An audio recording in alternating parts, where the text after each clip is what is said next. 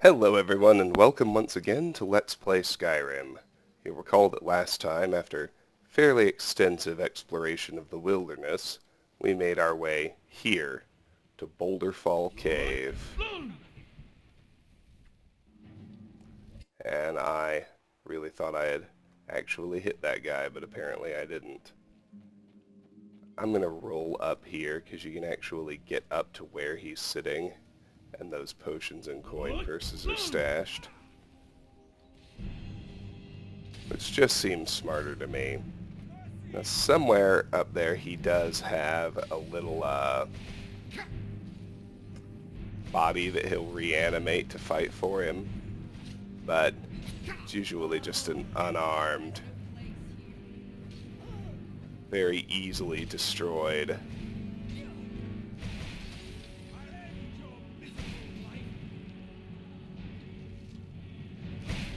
In this case, Khajiit, and it might always be a Khajiit. I don't know that much either, but I do know that Lydia is going to shred that dude.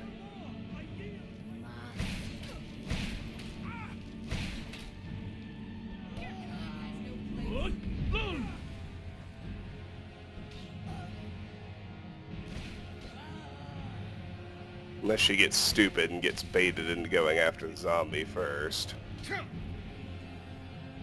And it's all still good.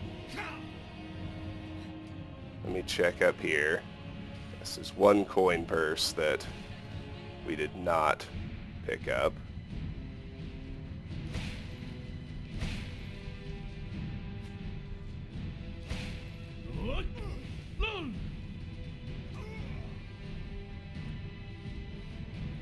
Alright, so Lydia has bagged the Necromage, and we have discovered Boulderfall Cave.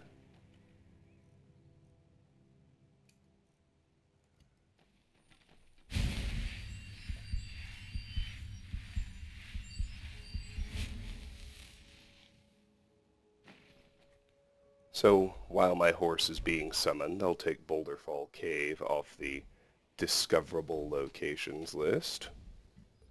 Pretty simple little dungeon.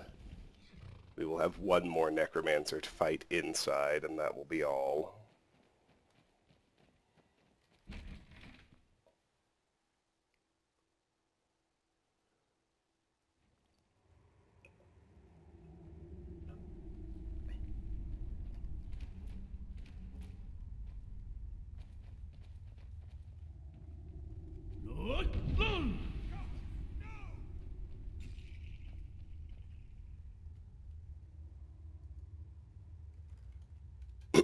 I should check on Lydia before I do anything else. She's fine.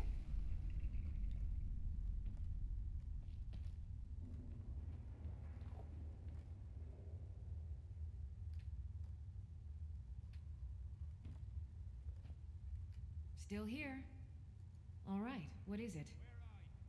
What do you need? See, these ice storm spells he's casting are very dangerous to me. What do you need?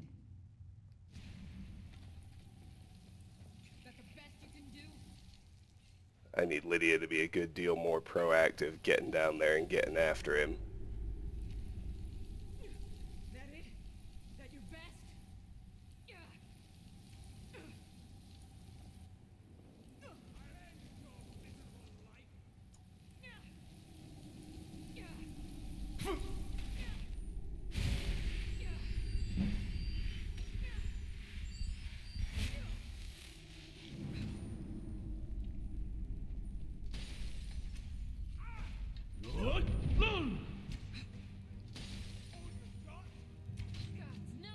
I really wish you'd get down there and bash him with that big fancy axe I gave you.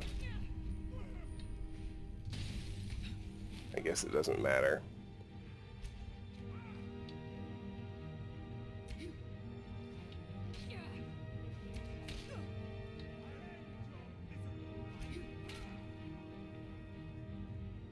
I guess it doesn't matter. So what do we have here? How's my carry weight? Just fine.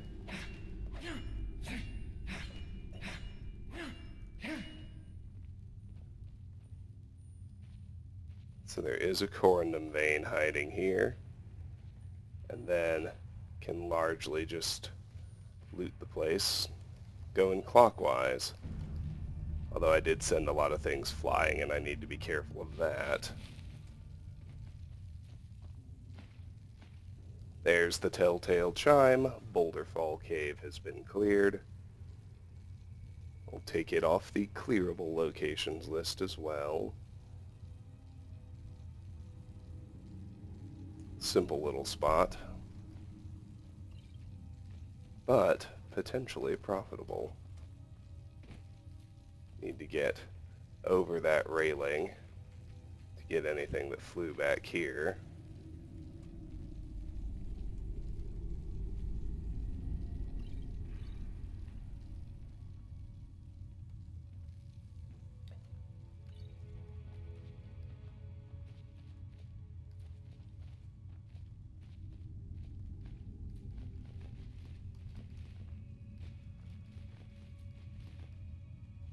Just trying to get all the loose stuff first.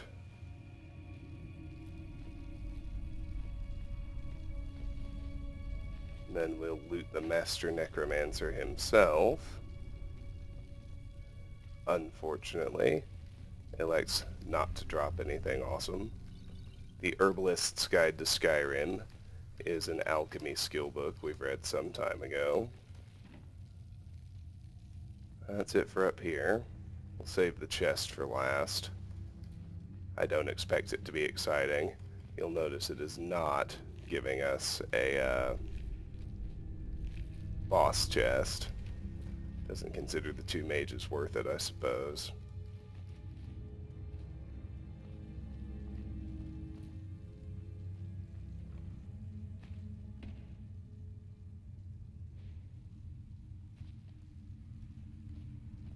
It is trapped, and even with that, really, just about nothing useful in here. Oh, Boulderfall Cave was a big fat bust, but that happens sometimes.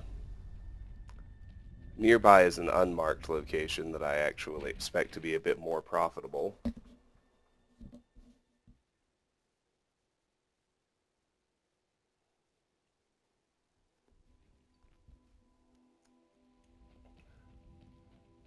Further exploration should also be quite easy since I've already done my big sweep for ore veins, which are the most irritating thing by far. So on this path down here, if we follow it along, should be able to see out in the woods some dwarven looking ruins. We need to head over there. With the spiders already dead, I think the only thing we should run into is another hostile mage. Let me make sure Lydia's close by. Yep, there he is. Fire mage. Where the hell did he go? Never should have come here. Did I tag him? No, I think I missed.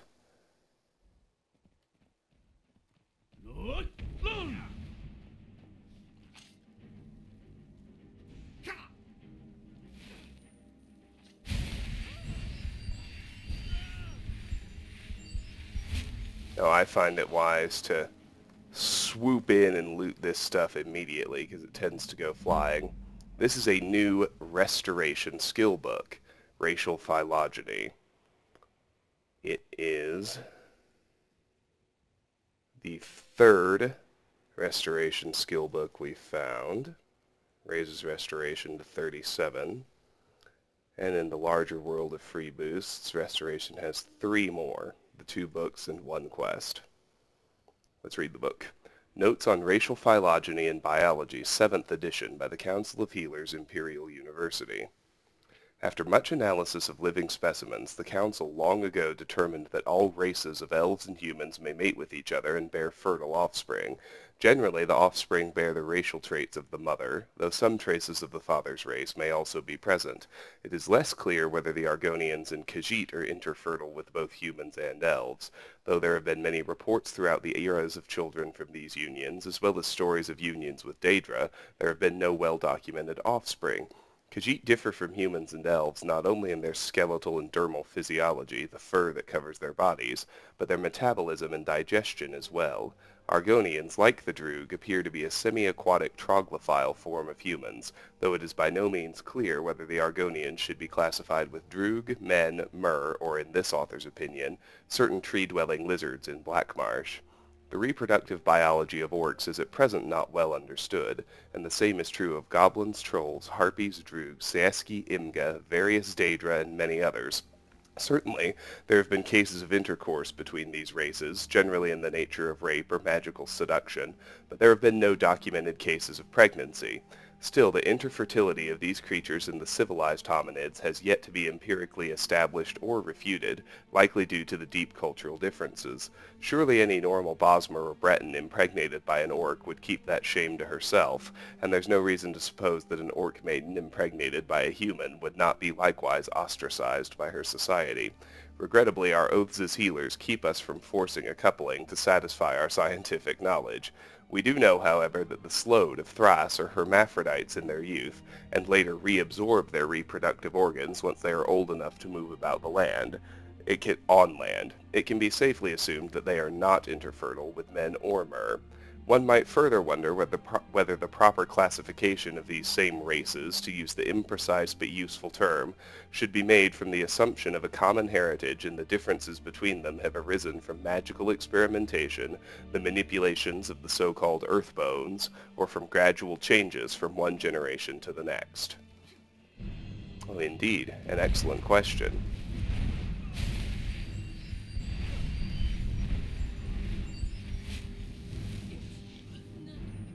I'm going to quick load, right? Oh, I thought I was getting a clipping error on that strut, but right as I was prepping to reload to fix it, it became unnecessary.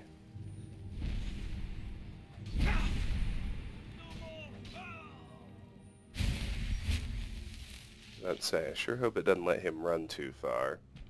And then it didn't. Good. Okay, now we can check out the rest of this little ruin. There's not a whole lot going on. There is another one of those mysterious Dwemer convectors lying here. And I think the other main thing, I think we've gotten everything else, is this adept-locked cage.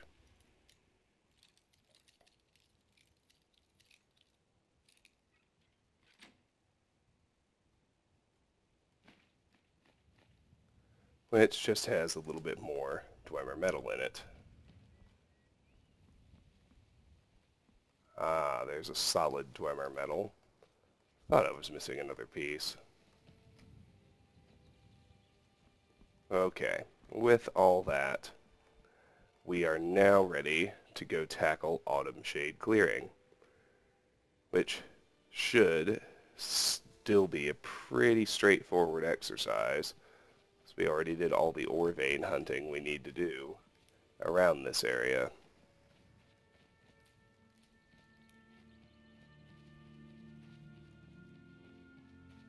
When we get in here, we're going to have Spriggans and animals. I can see one of the Spriggans already. And in fact, we've already fully aggroed her, which now that could actually be a problem.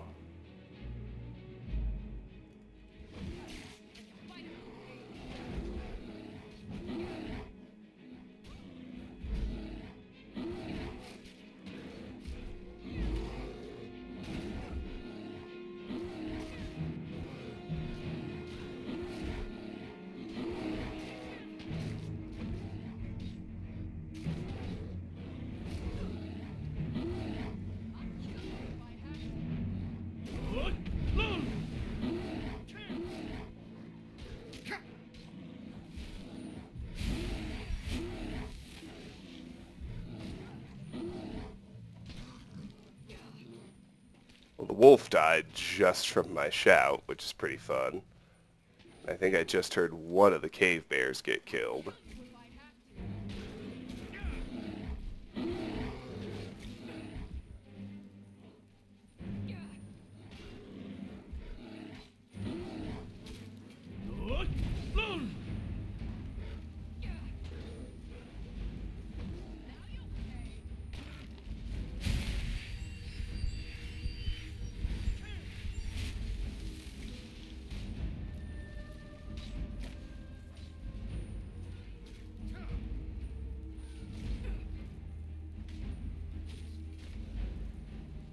That went astonishingly well. The only thing I'm unsure of is how Lydia's holding up.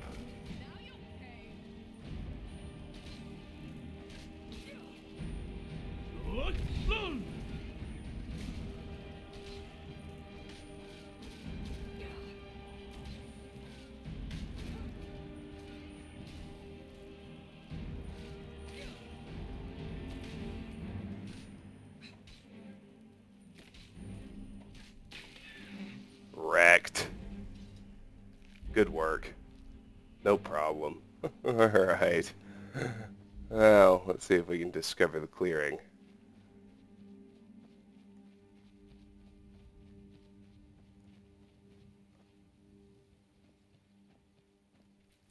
There's Autumnshade clearing discovered. And cleared. Delightful. I'll take it off both lists.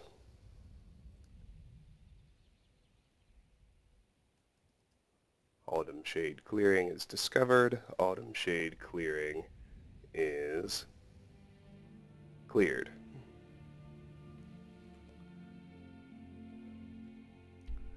And let's go ahead and summon the horse, because we're pretty close to needing an offload. Now, clearing itself doesn't have much in the way of loot, unfortunately. Looks like somebody killed that elk as it ran. And if we go over here, we can find a few plants.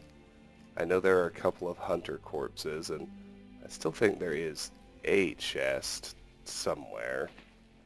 I'm just not sure exactly where. Like Boulderfall Cave, I know it's not a boss chest. Ah, now here's your loot.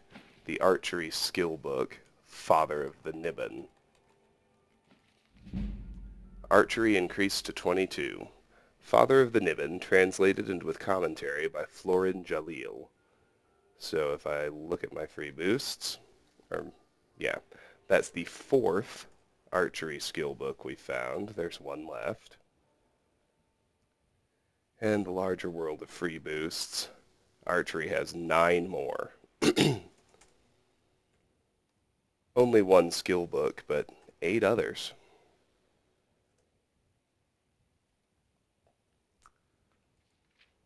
Introduction. Writing the biography of anyone is a challenge. Usually the problem lies in assessing one's sources, comparing the prejudices of one chronicle versus another. Wogin Jarth, I have been told, in writing his well-regarded series on the Wolf Queen of Solitude, used over 100 contemporary narratives. I cannot complain about my task having a similar issue. There is but one record of the man called Topal the Pilot, the earliest known Aldmer explorer of Tamriel.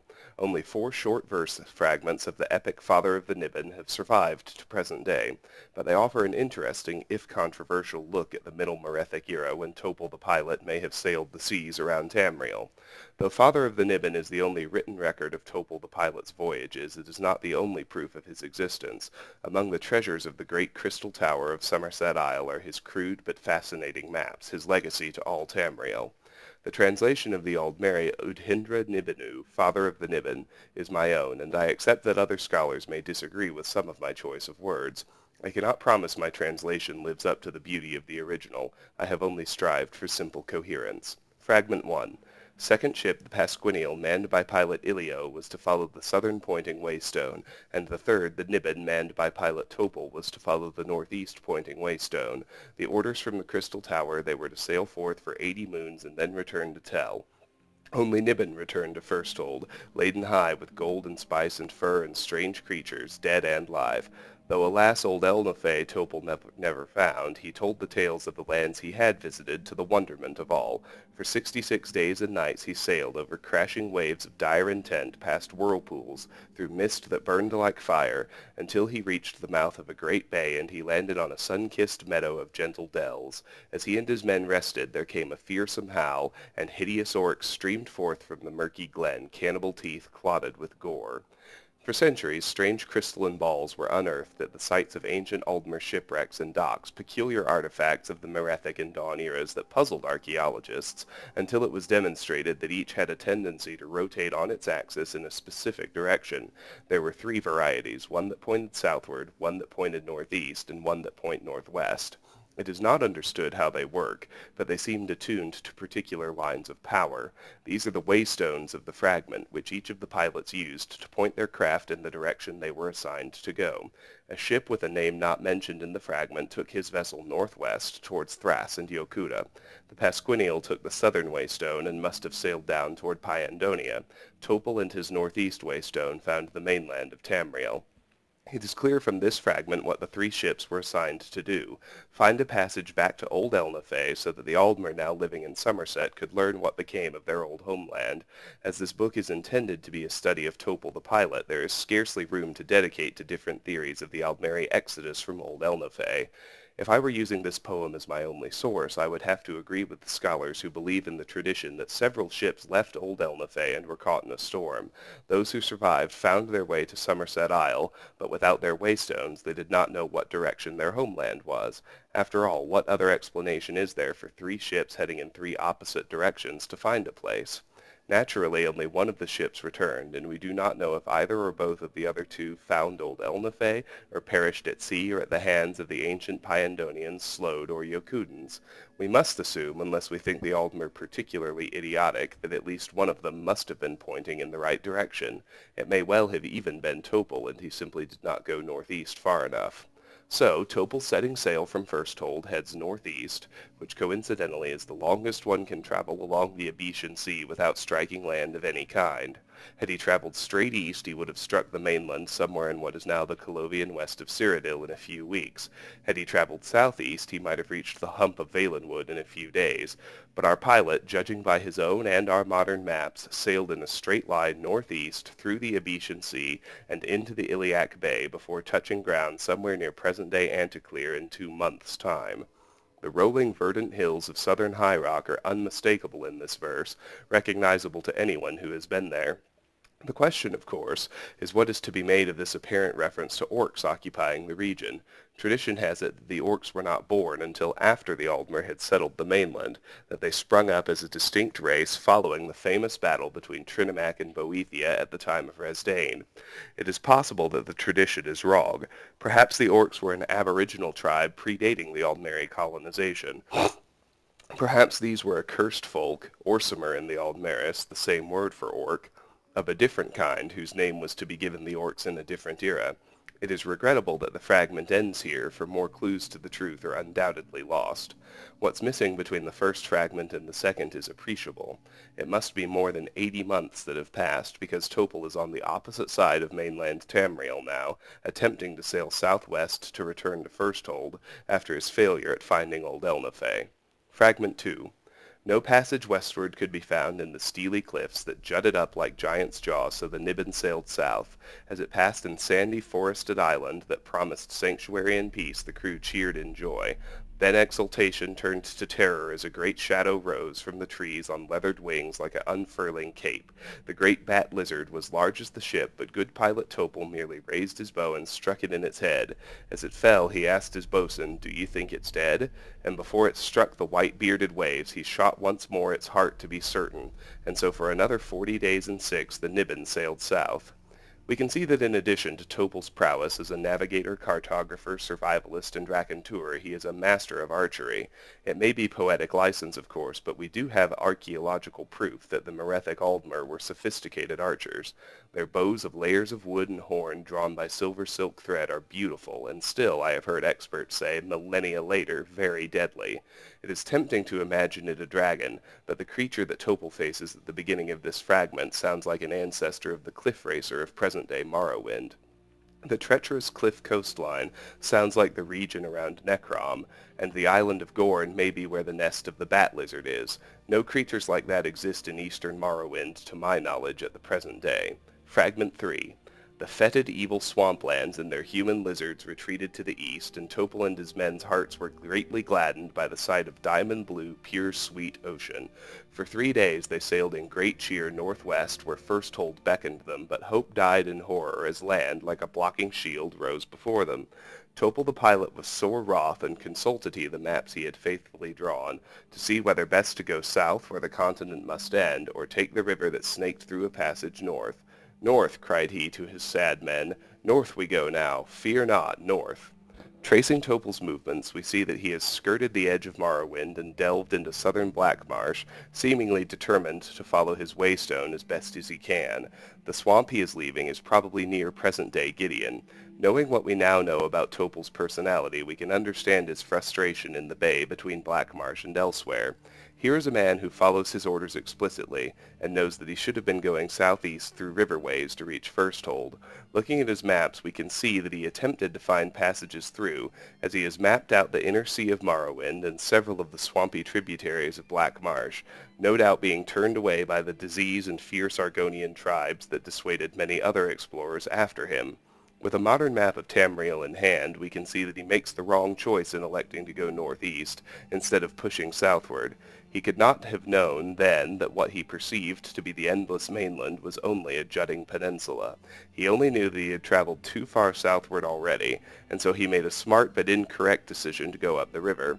It is ironic that this great miscalculation would today bear his mark of history. The bay he thought was an endless ocean is now known as Topal Bay, and the river that took him astray shares the name of his boat, the Nibon River. Fragment 4.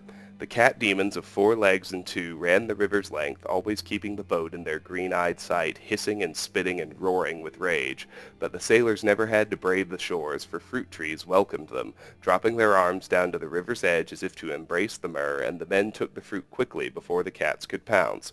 For 11 days they traveled north until they came to a crystalline lake and 8 islands of surpassing beauty and peace. Brilliant, flightful creatures of glorious colors greeted them in Aldmeri language, making the Mer wonder until they understood they were only calling back the word they were speaking without understanding it, and then the sailors laughed. Topal the pilot was enchanted with the islands and the feathered men who lived there. There the Nibons stayed for a moon, and the bird men learned how to speak their own words, and with taloned feet to write. In joy for their new knowledge, they made Topal their lord, giving him their islands for the gift. Topal said he would return some day, but first he must find the passage east to Firsthold, so far away. This last fragment is bittersweet for a number of reasons. We know that this strange, friendly, feathered people the pilot encounters will be lost. In fact, this poem is the only one where mention is made of the bird creatures of Cyrodiil. The literacy that Topal gives them is evidently not enough to save them from their eventual fate, likely at the hands of the cat demons, who we may assume are ancient Khajiit. We know that Topal and his crew never find a route from the 8 islands, which are the modern-day imperial city, through to the Iliac Bay. His maps tell the tale where this last poem cannot. We see his hand as he traces his route up the Nibon to Lake Rumari, and after attempting a few tributaries which do not lead him where he wants to go, we can imagine Topal's frustration, and that of his long-suffering crew, as they return back down the Nibon to Topal Bay. There they evidently discovered their earlier mistake, for we see that they passed the peninsula of Elsewhere. Eventually they traveled along its coastline, past the shores of Valenwood, and eventually home. Usually epic tales end with a happy ending, but this one begins with one, and the means to which it was accomplished is lost. Besides the extraordinary bird creatures of present-day Cyrodiil, we have caught glimpses of ancient orcs, perhaps, ancient cliff racers, ancient Argonians, and in this fragment, ancient Khajiit. Quite a history in a few lines of simple verse, all because a man failed to find his home and took all the wrong turns to retrace his steps back.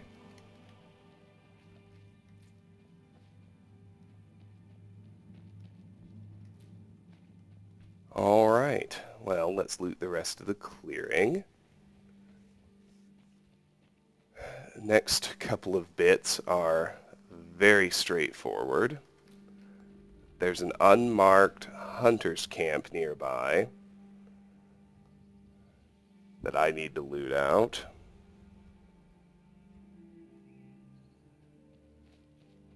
And, of course, there are a few more ore veins as well. First thing I'd like to do is get over here behind this fort. I don't actually want to clear it out. This is Faldar's Tooth. I'm going to have Lydia wait right here. Anything else? We heading out? Yeah. Just because I don't want to aggro the bandits and she's not muffled like I am. It's not a huge deal. It's just up behind this fort, right here, is a silver vein, which I want to go ahead and get.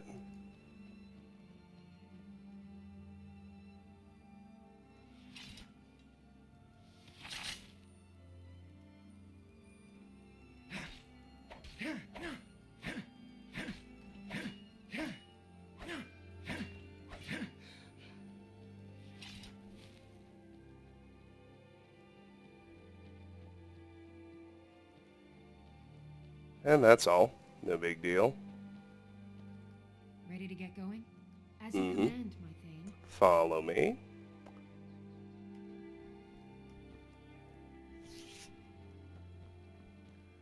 We've already cleared out everything west of here, at least on the north side of Lake Conrick. If we head back this direction, we can see slightly more of a path leading up and out of here. One iron vein nestled here at the base.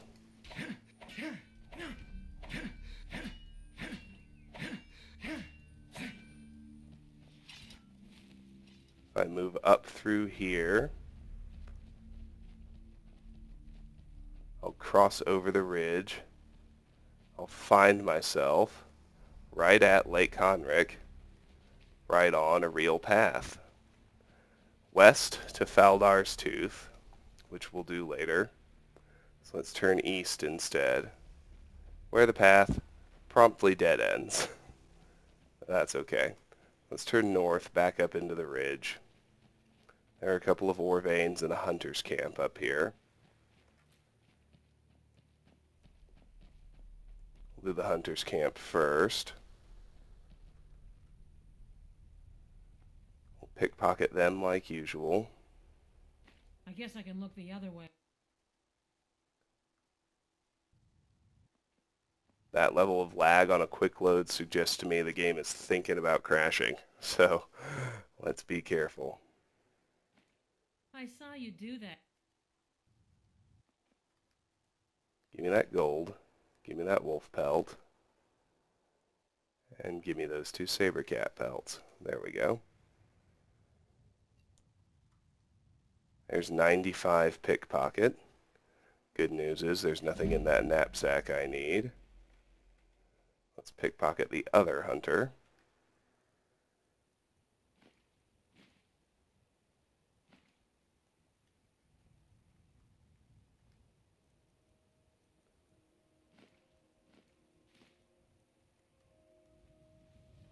We can search the elk without it being stealing, which is good. Now, the Gold Ribbon of Merit is another archery skill book, which is actually free to take. Archery increased to 23. This is the 5th and final archery skill book. So I can clear that category. And if I look at free boosts, with all the skill books read, we still have 8 archery boosts to track down and find. Now that is pretty nuts. But let's read the book first. The Gold Ribbon of Merit by Empyrean Brum. In that early springtime morning, pale sunlight flickered behind the morning mist floating through the trees as Templar and Stringpool made their way to the clearing. Neither had been back in High Rock, let alone in their favorite woods, for 4 years. The trees had changed little, even if they had. Stringpool had a handsome blonde mustache now, stiffened and spiked with wax, and Templar seemed to be a completely alien creature to the young lad who searched for adventure in the ancient grove. He was much quieter, as if scarred within as well as without. They each carried their bows and quivers with extra care as they maneuvered their way through the clusters of vine and branch. "This is the path that used to lead to your house, isn't it, old boy?" asked Stringpool. Templar glanced at the overgrowth and nodded before continuing on. "I thought so," said Stringpool, and laughed. "I remember it because you used to run down it every time you got a bloody nose. I know I can't offend you, but I have to say it's hard to believe that you ended up a soldier." "How's your family?" asked Templar. "The same, a bit more pompous if that's possible. It's obvious they wish I'd come back from the academy, but there's nothing much for me here, at least not until I collect my inheritance. Did you see I got a gold ribbon of merit in archery?" "How could I miss it?" said Templar. "Oh yes, I nearly forgot that the families put it in the Great Hall, very ostentatiously. I suppose you can actually see it through the picture window. Silly, but I hope the peasants are impressed." The clearing opened up before them, where the mist settled on the grass, enveloping it in an opaque, chilly vapor. Burlap targets were arranged around in a semicircle, several meters apart like sentinels. "You've been practicing," observed Templar. "Well, a bit. I've only been back in town for a few days," said Stringpool with a smile. "My parents said you got here a week ago?" "That's right. My unit's camped a few miles east, and I thought I'd visit the old haunts. A lot's changed. I could hardly recognize anything at all." Templar looked down at the valley below, to the vast empty tilled ground stretching out for miles around. "It looks like a good planting. My family's rather spread out since yours left. There was some discussion, I think, about keeping your old house up, but it seemed a little sentimental, especially as there was fertile ground underneath." Stringpool strung his bow carefully. It was a beautiful piece of art, darkest ebony and spun silver filigrees, handcrafted for him in Wayrest. He looked over at Templar stringing his bow and felt a twinge of pity. It was a sad, weathered utensil, bound together with strips of fabric. "If that's how they taught you to string your bow, you need some advisors from the academy in that army of yours," said Stringpool as gently as he could. "The untightened loop is supposed to look like an X and an O. Yours looks like a Z and a V." "It works for me," said Templar. "I should tell you I won't be able to make an afternoon of this. I'm supposed to join my unit this evening." Stringpool began to feel annoyed by his old friend. If he was angry about his family losing their land, why couldn't he just say it? Why did he come back to the valley at all? He watched Templar knock his first arrow, taking aim at a target, and coughed. "I'm sorry, but I can't in good faith send you back to the army without a little new wisdom. There are 3 types of draw, 3 fingers, thumb and index, thumb and 2 fingers. Then there's the thumb draw, which I like, but you see," Stringpool showed Templar the small leather loop fastened on the cord of his bow. "You need to have one of these thingies or you'll tear your thumb right off. I think I like my stupid method best. Don't be pig-headed, Templar. They didn't give me the gold ribbon of merit for nothing. I had demonstrated shooting from under a shield, standing, sitting, squatting, kneeling, and sitting on horseback. This is practical information I'm imparting for the sake of our friendship, which I, at least, haven't completely forgotten. Sweet Kinnereth, I remember when you were just an oily little squirt, begging for this kind of honest guidance." Templar looked at Stringpool for a moment and lowered his bow. "Show me." Stringpool relaxed, shook away the tensions that had been building. He did his exercise, drawing the bow back to his eyebrow, his mustache, his chest, his earlobe.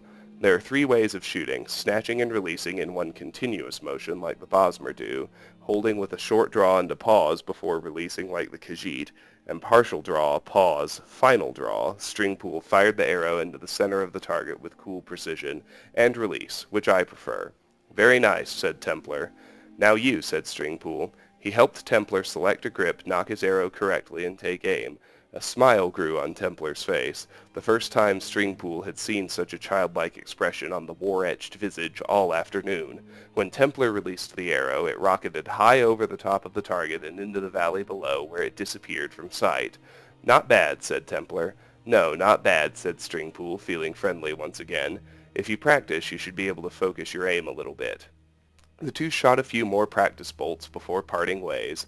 Templar began the long trek east to his unit's camp, and Stringpool wound his way down through the woods to the valley and his family's mansion.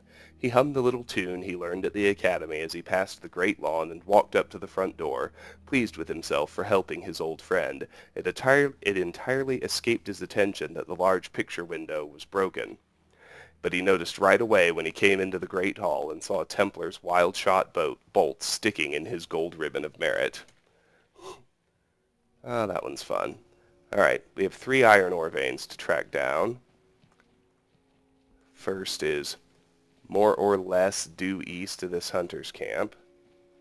And if it helps, not quite due north of Merryfair Farm. A little bit west. And mostly north. There it is. I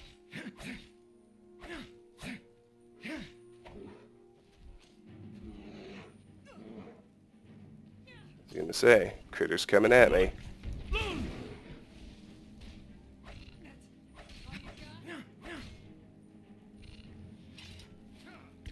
I suppose we'll need to deal with this first.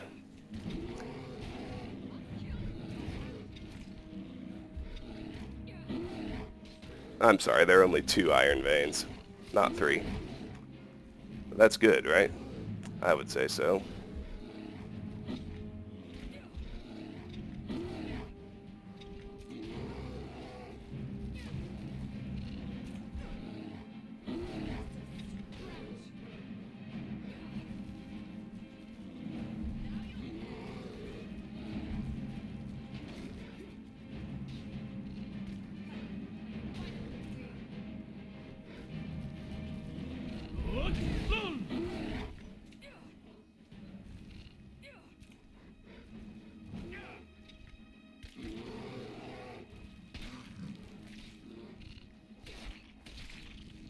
There we go. Oh, and just like that, we're over encumbered. That's alright, though. We're about to go do an offload anyway.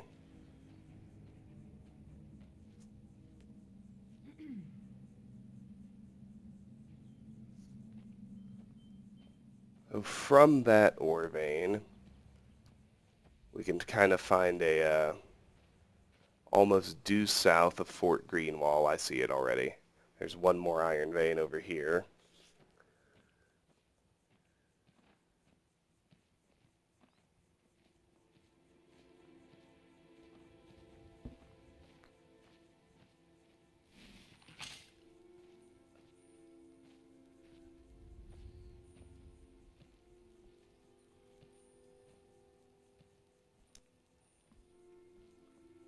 Then I'm going to go ahead and hit Merryfair Farm.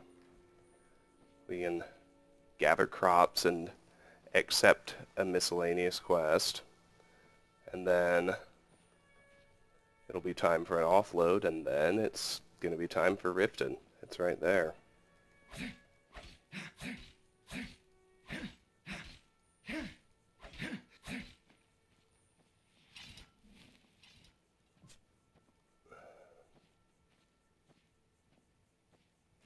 Alright, let me see how I'm doing. I'm only 5 pounds over, so I'll give Lydia a couple of pelts, just so I'm not over encumbered. To carry your burdens. Ooh, you better give me these arrows that aren't the neat ones. I'm going to give you... Oh yeah, I forgot I've got all this Dwemer stuff. I'm just going to give you one of those struts.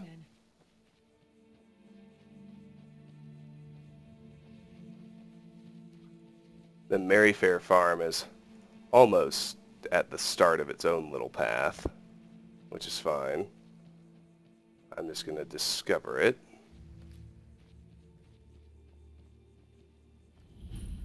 Don't even think about it. Merryfair Farm discovered. That's good, so I can take it off the list, even as I summon my horse.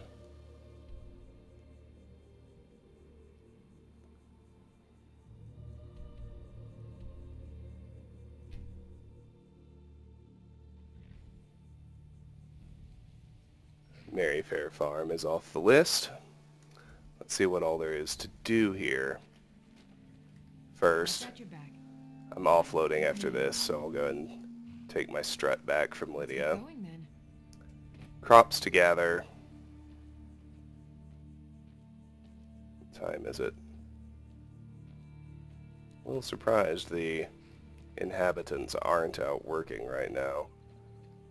I think ordinarily they would be. It's all good though. Anyway, there's Rifton. You can see it already.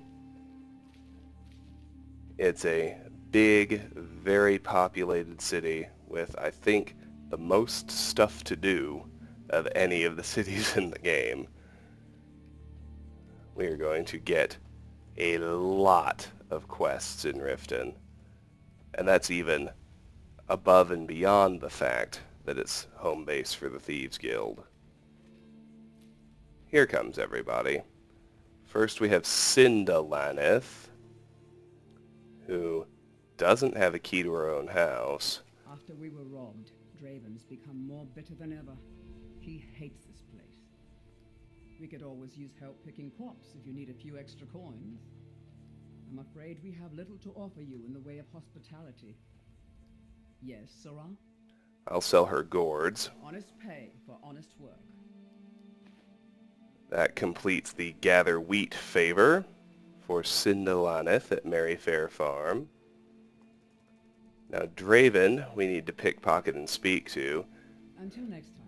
He's going to have a slightly more involved miscellaneous quest for us. Get away from me. Who in the name of Azura are you? You look suspicious. You better not be one of those We're damn one of thieves. the same kind, you and I. It's not safe around here. There's thieves out there looking to steal everything you own. You even think of taking something from my house, and I'll kill you. I don't know how I'm supposed to know something happened to his bow, but what happened to your bow? A few days ago, some thieves from Rifton broke in here and stole it. Can you imagine? Took the only thing of value we had. If you have the guts to head into the Ratway and get my bow back, I'll pay you what I can. I'll see what I can do. Thanks. It'll be nice to have it back. Means a lot to me. Retrieve Draven's bow. You've had trouble with thieves? Are you kidding me? We're all alone out here except for a few guards who couldn't give a damn about us. We make easy pickings for thieves looking to steal everything we work so hard for. Not only did they take my bow, but they took all of our coin as well. Nothing's sacred to these people. How do you know the thieves were from Rifton? I bumped into them when I was coming back to my farm after buying supplies. I know those lowlifes took it with them back to the Ratway. They left an unmistakable stench behind.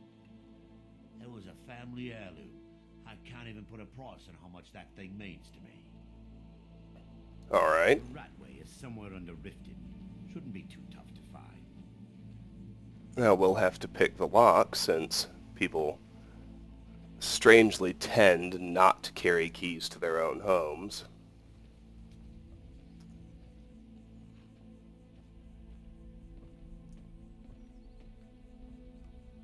But I think once we're inside, it shouldn't count as trespassing. We should be friends after helping pick crops. And I managed to fail on a novice lockpick. That's outstanding.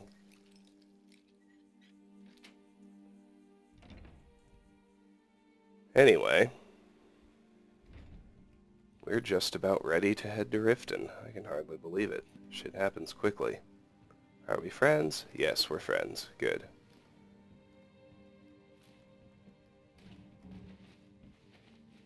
I'll hit the basement first.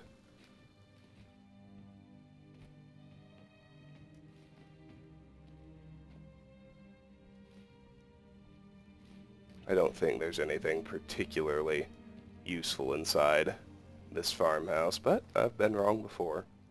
And I could always find straw or glass in one of these little vessels. Lord knows I need that. None of those books are new.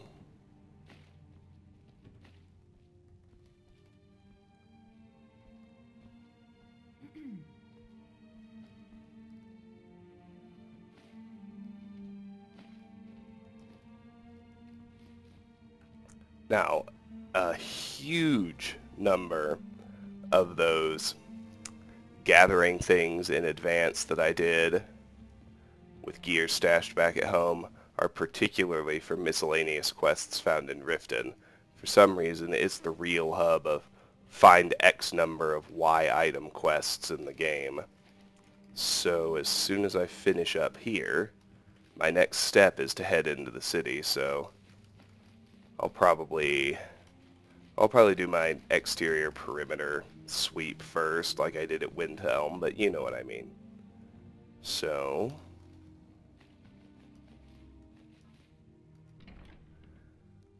I'm just going to bring all that stuff with me so I can turn in those quests as I get them, and then not worry about vampires killing those various quest givers. Easy peasy. I don't think I ever made it up to check those barrels. Only the ones down here out. Nope, I didn't do these either. Go figure. Alright. Now let me eyeball behind the farmhouse right quick. Draven's quest is one that there's a fairly high failure risk just because dragons tend to attack this zone around the stables, and Draven usually gets caught in the crossfire and murdered if it happens. It's better to avoid coming here until you're ready to turn in the quest if you can. But no worries, really. I've largely got everything covered. So let's head back to Whiterun.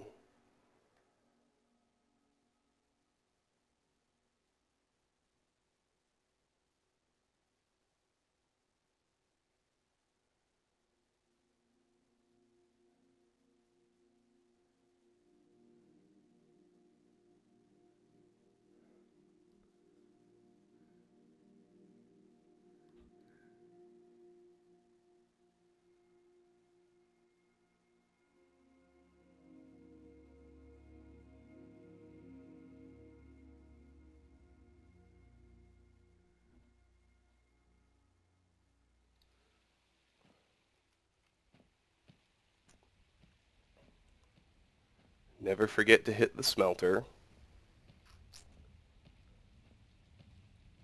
We'll see how many steel ingots I can just make. You're someone who can get things done.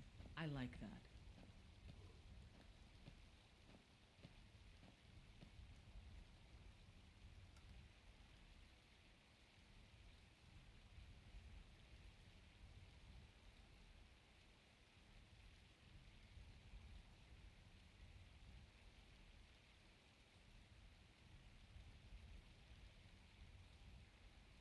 Oh, come on, bro. You got this.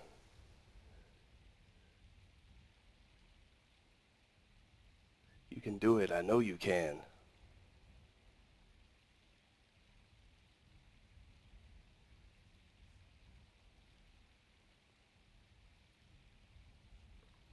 Alright, good. Well, I guess I got a bunch of dwarven metal first.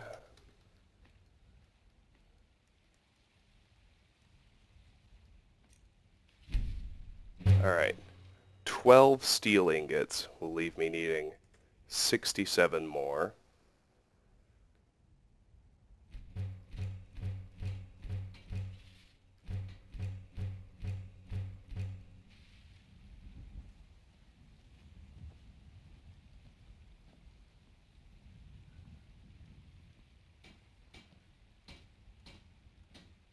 Got some good pieces out here if you're looking to buy. More inside. And I believe I've maxed out on the corundum that I need. I'm just going to need a bit more iron to finish that out, and we will be done. Alright, let's do ingredients.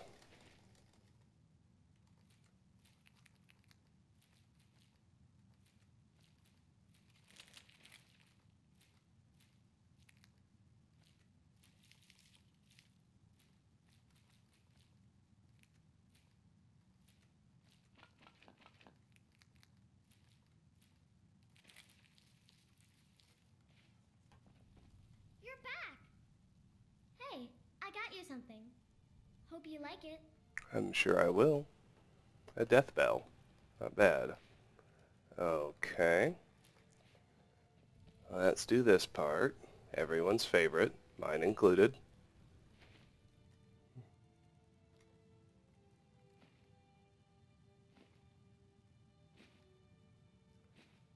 I did check. Every speech check I need to pass in Rifton can be handled with 25 speech, so I don't need to worry about it.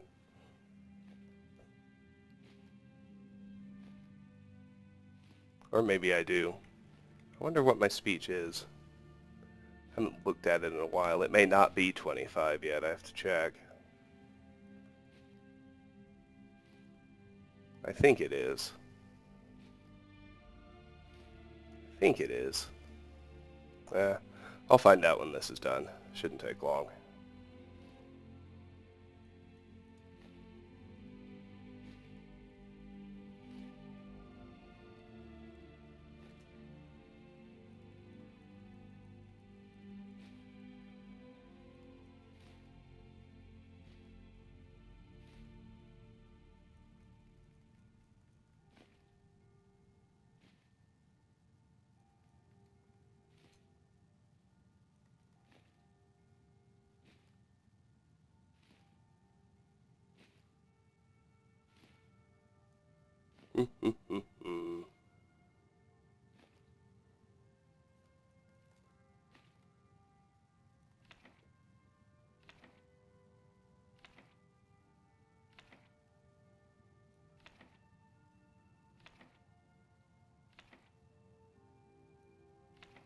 Oh, it jumped on me. I was like, the woodcutter's wife is not a quest item.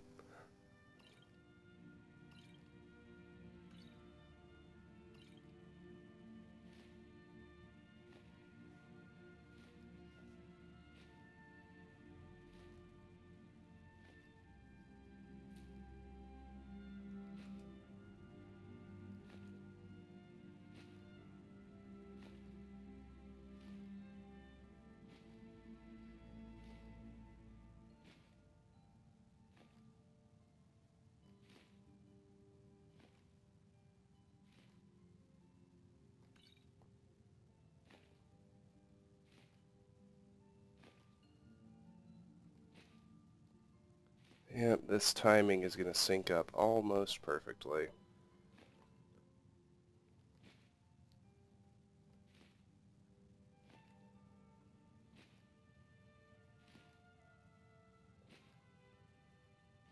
Just going to finish dropping all this stuff off.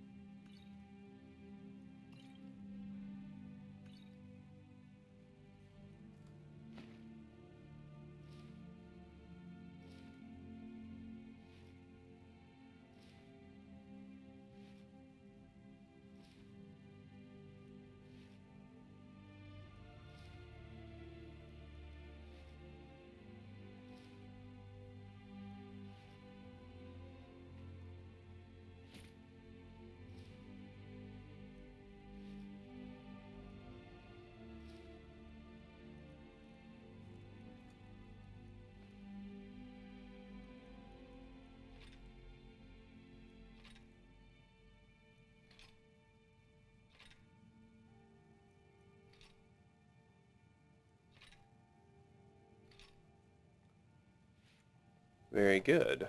Alright, smithing supplies. We've got a lot of pelts, and dwarven metal, and gems.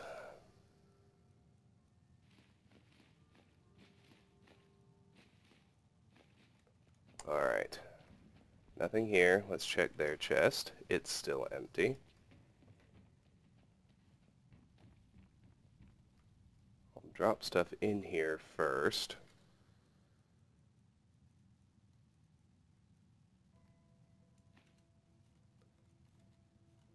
Now the main thing I need is I've got 12 iron ores. So if I pull out 12 corundum, I can make a dozen more steel ingots. I'll go do that right quick. Life is a big meanie. She keeps telling Lars and me what to do. With that done, I will need 55 more. I'll go ahead and update the list to reflect that. I don't claim to be the best blacksmith in Whiterun. Jorland Greymane's got that honor. Man, all that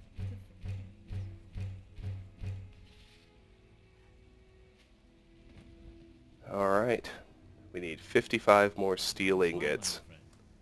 And then, finally, all of our ore can go towards smithing. Need something? But, let me put those away. So I need 55 more, which means I actually still need 3 more corundum ores, but a lot of stuff is going into Rifton. So we need the 10 fire salts are for a Rifton quest.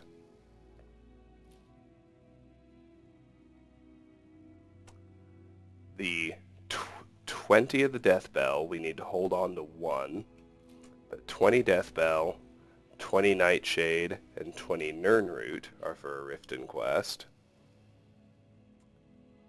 1 gold ore, 1 mammoth tusk, and 2 flawless sapphires are for a Rifton quest. 5 ice wraith teeth are for a Rifton quest.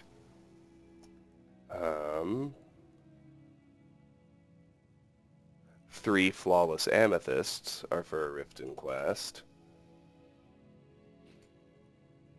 And this 1 potion of healing is for a Rifton quest. So there you go. That's everything I feel like taking with me. I'm going to fast travel back to Merryfair Farm. We're going to end the video there, knowing that next up is Rifton itself. Outside of the city first, of course, and then moving in and gradually clearing it out. Lots to do there.